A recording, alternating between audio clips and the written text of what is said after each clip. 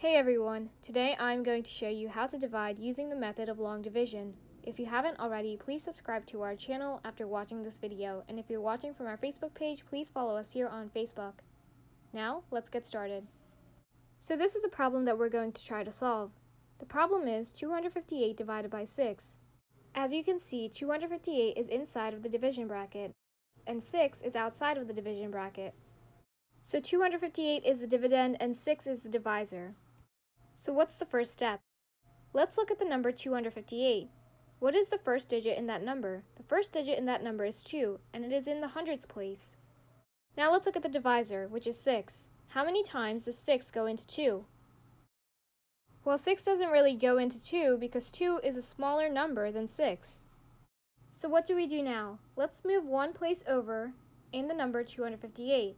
So now let's look at the number 25. How many times does 6 go into 25? Well, 6 times 1 is 6, 6 times 2 is 12, 6 times 3 is 18, 6 times 4 is 24, 6 times 5 is 30, but wait, 30 goes over the number 25, so let's go back a step. 6 times 4 is 24. So how many times does 6 go into 25? Well, when you're thinking about a whole number, 6 goes into 25 4 times. So 6 times 4 is 24, and that's the highest number it can go before exceeding or passing above 25. So what's the next step? Well, 6 times 4 is 24, so we're going to subtract 24 from 25. What is 25 minus 24? 25 minus 24 is 1. So now let's do the same thing that we did previously. How many times does 6 go into 1? Well, that doesn't really work because 1 is less than 6. So what are we going to do now?